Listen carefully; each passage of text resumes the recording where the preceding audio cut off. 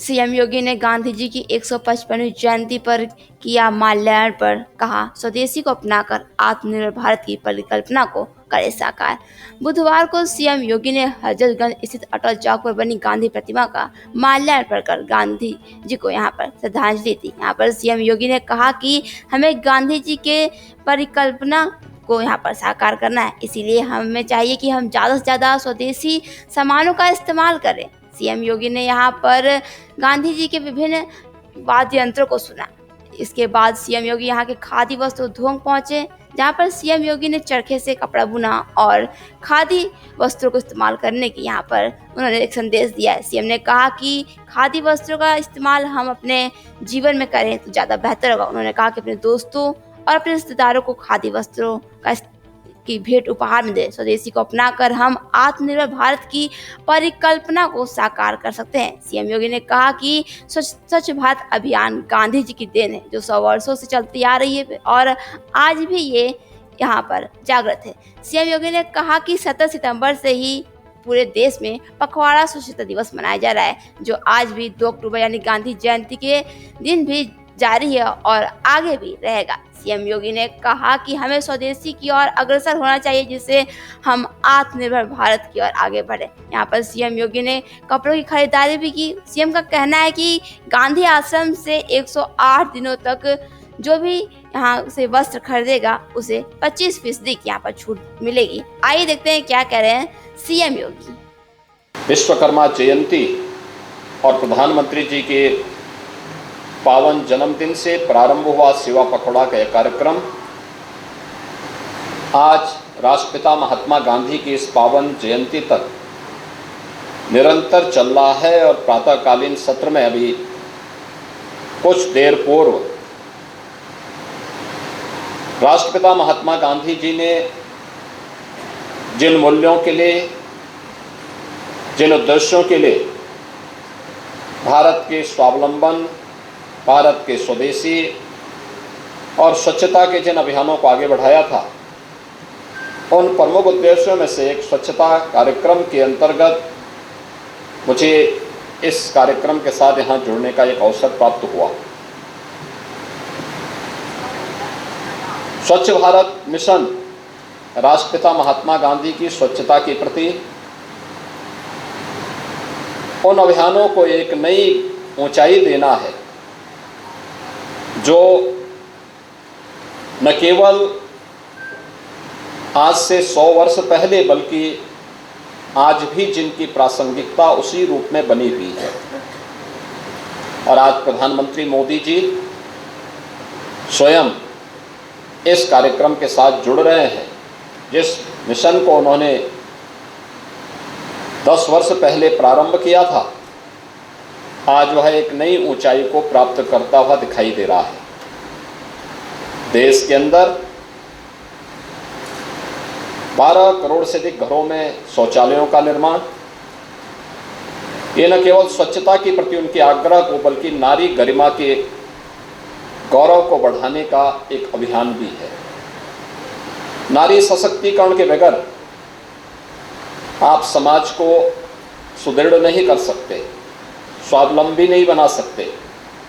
राष्ट्रपिता महात्मा गांधी के जो एक महत्वपूर्ण वचन थे, स्वच्छता के लिए, नारी सशक्तिकरण के लिए, स्वदेशी के लिए और स्वावलंबन के लिए, इनकी प्रासंगिकता आज भी बनी हुई है। दुनिया के अंदर जो भी देश शक्तिशाली बने हैं, सामर्थ्यवान बने हैं, उन्होंने आत्मनिर्भरता के लक्ष्य को सर्वप्रथम प्राप्त किया। आज अपनी उद्यमिता और अपनी तकनीक के लिए दुनिया के अंदर जाने वाले जितने भी देश हैं, चाहे वह अमेरिका हो, चाहे वह फ्रांस हो, चाहे वह जर्मनी हो, चाहे वह जापान हो, इन्होंने अपनी उद्यमिता को, जिस पर आज भी प्रधानमंत्री जी कहते हैं कि वोकल फॉर लोकल, यह स्वदेशी जो राष्ट्रपिता महात्मा गांधी का स्वदेशी का अभियान था, उसी अभियान को एक नई ऊंचाई प्रदान करने का कार्यक्रम है।